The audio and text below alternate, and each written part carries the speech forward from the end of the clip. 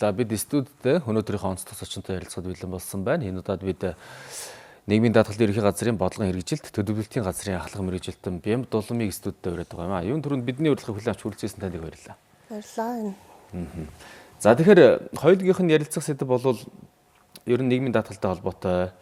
За тэр дундаа энэ 2025 он 1-р сарын 1-ээс хэрэгжиж эхэлж байгаа хуультай холбоотой манай тэтгэврүүд одоо болоод одоо хөдөлмөрийн өсний доод хэмжээ нэмэгдэнэ гэсэн ийм одоо хуулийн залтууд байгаа. Тэгэхээр одоо манай ахмад настууд маань одоо тэтгэвэр тэтэмж нэмэгдэж байгаа талаарх мэдээлэл бас алжны мэдээллийг авсан болов уу гэж бодож байна.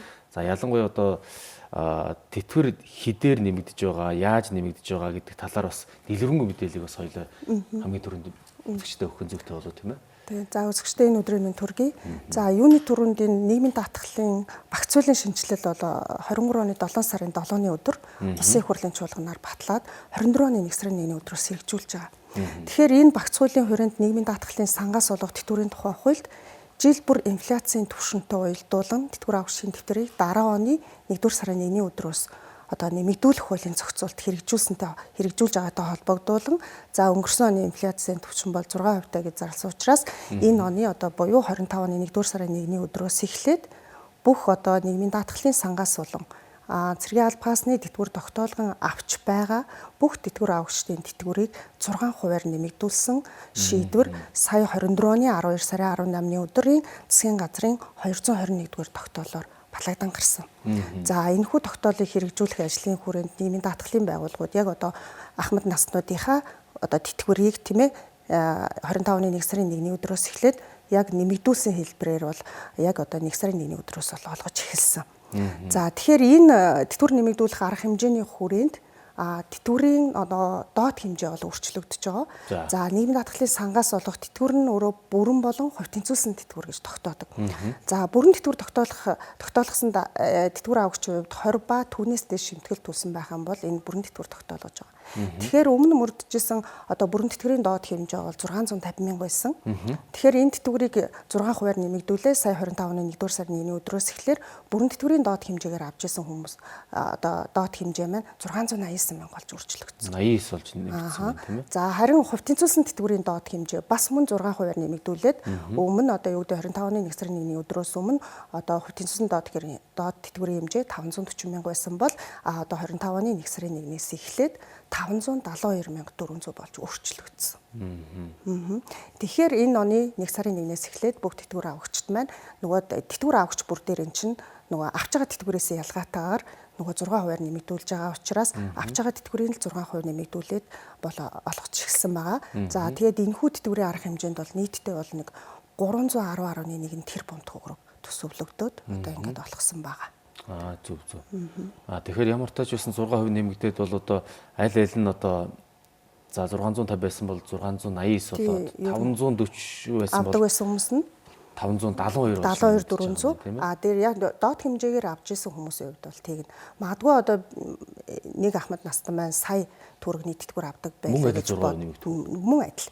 Тэр хүн сая төгрөгийн тэтгэвэр авч исэн бол авч исэн тэтгэврийг 6%-аар нэмэгдүүлэхээр энэ хүний тэтгэвэр сая 60 мянга болж өөрчлөгдөж байгаа гэсэн үг. Тэгэхээр тухайн тэтгэвэр авагч хэдэн төгрөгийн тэтгэвэр авч байна. Тэр авж байгаа тэтгэврийг 6% нэмэгдүүлсэн хуулийн зохицуултыг хэрэгжүүлээд явж байна гэсэн. Энэ бол 1-р сарын 1-ний өдрөөс одоо 6 хоногийн өмнөөс хэрэгжиж эхэлчихсэн гэсэн үг юм тийм ээ. За энэ бол бас сайн мэдээ байна тийм ээ. Шинэ он гараад бас манай ахмадууд маань бас тэтгэвэр 6% гэдэг чинь бас баггүй чамгүй тоо шүү дээ. За тэгвэл одоо 4 сарын 1-ээс за хөдөлмөрийн хөлсний доод хэмжээ нэмэгдэнэ гэж байгаа. За хэдэн хувиар нэмэгдэх вэ? Энэ одоо ямар хүмүүст хамааралтай вэ? Ер нь хичнээн төсөв одоо батлагдсан яасан гэсэн энэ талаар хоёлаа дэлгэрүүлээд одоо яриа. За хөдөлмөрийн хөлсний доод хэмжээний тухай хууль гэж байгаа.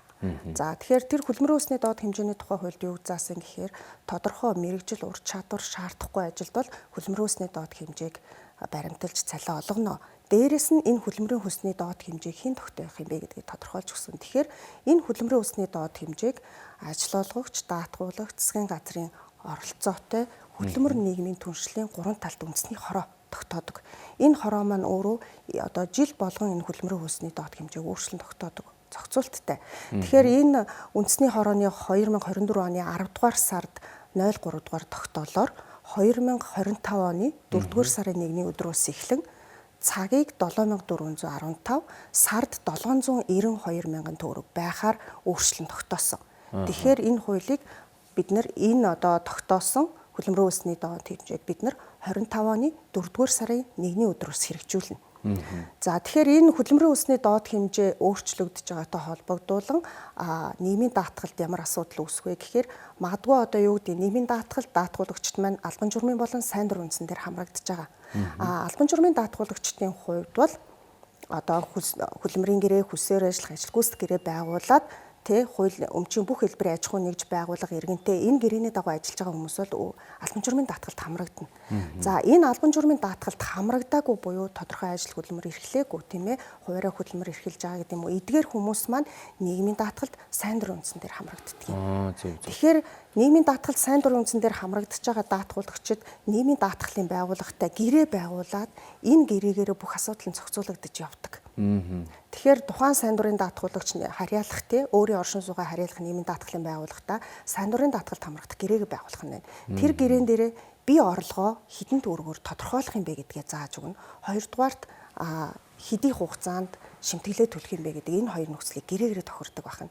Тэгэхээр сайн дурын даатгалд хамрагдаж байгаа даатгуулагчдын хувьд бол 25 оны 4-р сарын 1-ээс эхлээд 792 мянган төгрөг нөгөө хөдөлмөрийн үсний доод хэмжээгээр шимтгэлээ төлж байгаа даатгуулагчдын хувьд бол нөгөө хөдөлмөрийн үсний доод хэмжээ нь одоо мөрдөж байгаа хөдөлмөрийн үсний доод хэмжээ маань 660 мянган төгрөг байгаа.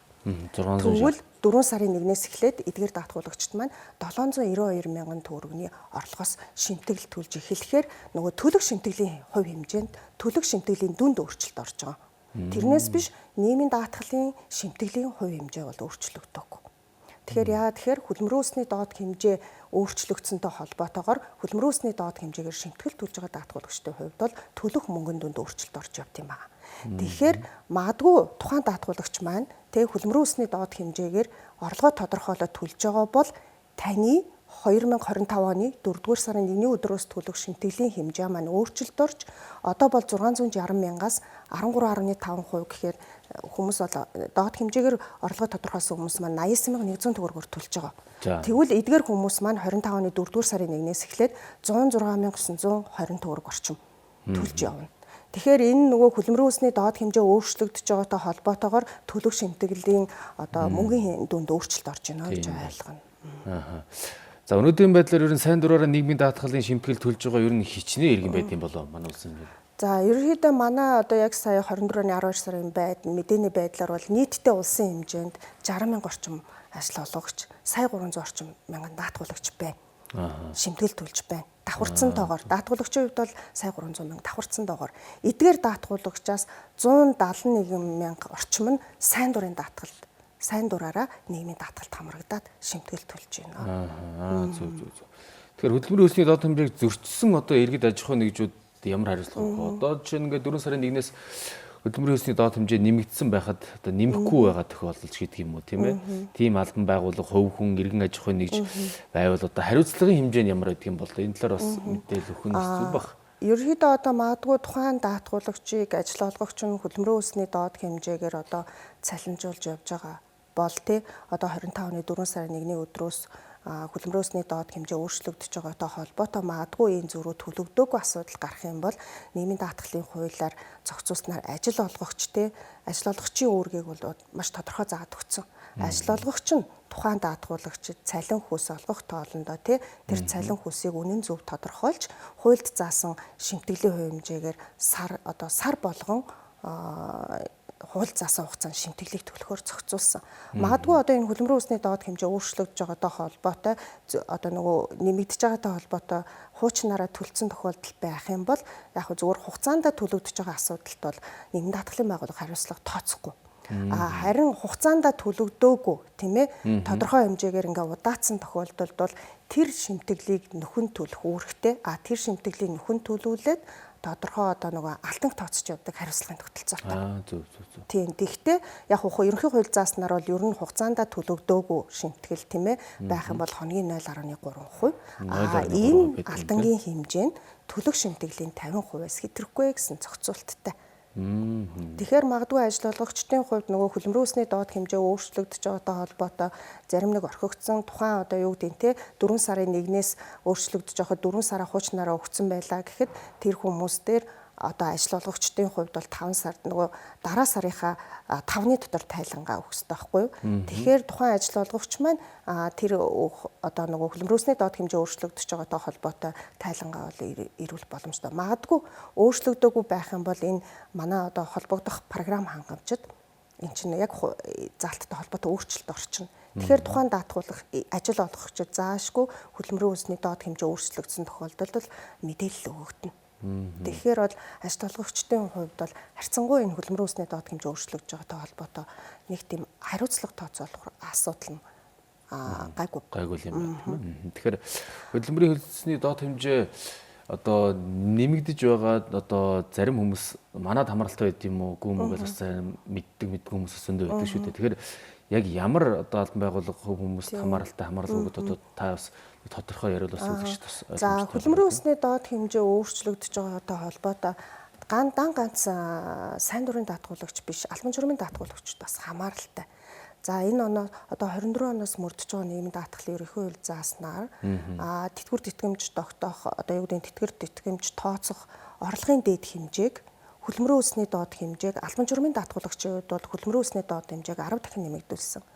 Сайн дураар даатгуулагчийн хувьд 7 дахин нэмэгдүүлсэн гэдэг ингээ хуулийн зохицуулт хэрэгжиж байна.